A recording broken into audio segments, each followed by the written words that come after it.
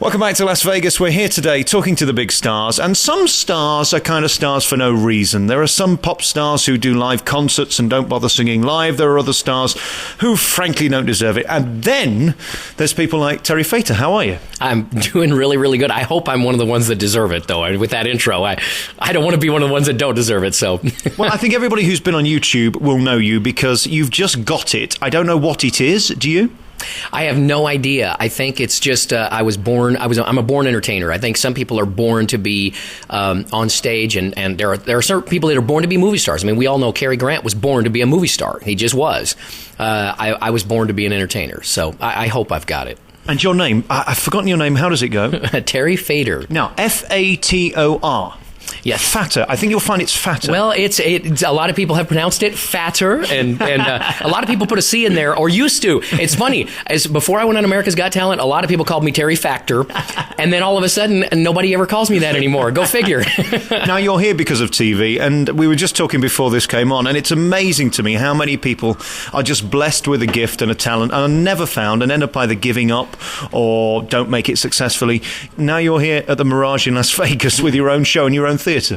That's right, and believe me, I was terrified to go on America's Got Talent because I thought to myself, it could happen. I mean, they could just shred me. But it was kind of my last gasp. It was my last hope. I had been struggling for 25 years to get noticed. No one would notice me. I had done a showcase in February 2007 with three producers, main producers here in Las Vegas that had produced some of the top shows on the Strip, and all three of them told me I would never play Vegas. They said, you don't have what it takes. One of them told me I wasn't good looking enough to be on a billboard. So it was, this was my last gasp. I figured, you know what, I've got nothing to lose.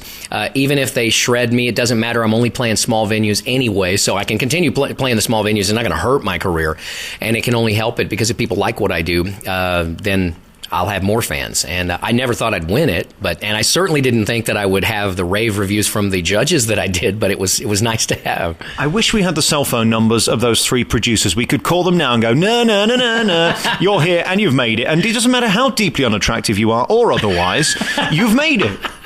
I love that. And it was fun because all three, we called all three of the producers, and I don't know if they showed up for my opening night, but we did invite them all three. And the funniest thing was right after I won America's Got Talent, all three of them called me and said,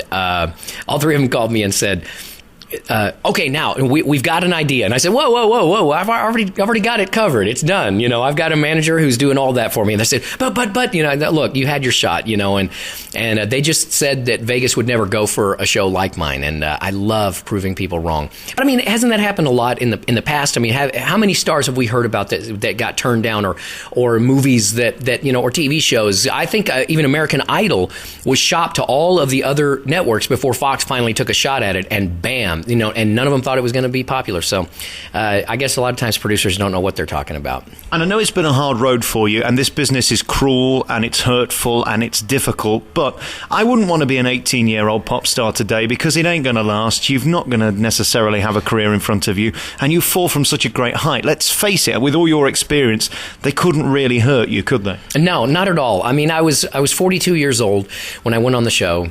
And I'm sitting there going, what have I got to lose? I mean, even if they don't like me. But I never intended to have CDs and hit songs on the radio. I always wanted to play Las Vegas. That was always my intention. That was always my goal, because I had heard about other people that, Celine Dion, Danny Gans, some of the other people in Vegas that had signed long-term contracts. And I said, that's the only place where you can really have a career that will just keep going and going and going.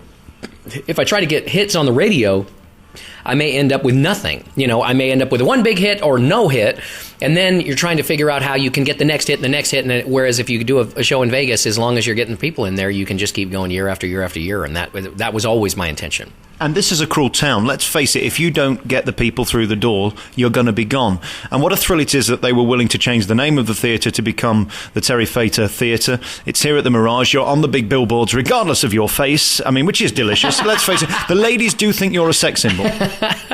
Well, you know, I've heard that after I got famous. I've heard that a lot, but before I got famous, nobody ever said it. So welcome to my life. Hilarious, yeah.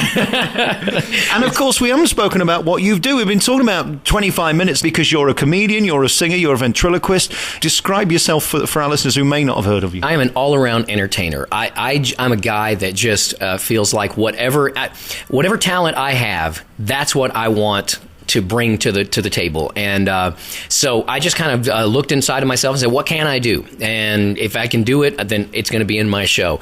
And I just happen to be able to sing. I can do impressions of celebrities. I can do ventriloquism. I can do comedy. I can do puppeteering. I mean, there's just all kinds of different things, and I just wrapped it all into one giant show.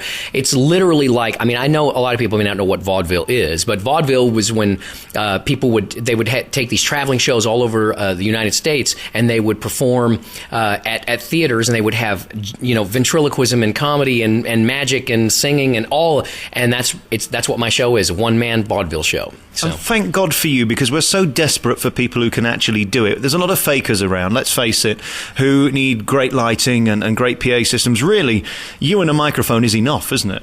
Yeah, and I used to laugh about that on America's Got Talent, because every other contestant had background singers and explosions and all kinds of special effects, and then all of a sudden it's Terry Fator and it's a guy in a puppet, and that was it, you know. And I never had any kind of special effects, and they must have loved it because I had the cheapest production numbers on the show, and you know, people really got riveted by the whole thing, and it was a challenge week after week, saying, okay, how am I going to top what I just did? Because I always brought the best thing that I had in my arsenal to the show every week, because it's an elimination show. You don't know if you're going to be back next week. So I would do the best thing that I possibly had, and then once I realized I was going through again, I'd say, okay, now what am I going to do next? And people tell me that I continued to top myself over and over, but I think that's what a professional does. You know, when they're starting to tighten the screws, that's when you have to start pulling the things out of your imagination and your brain, and you know, really making it better. Alex Belfield, you have been warned.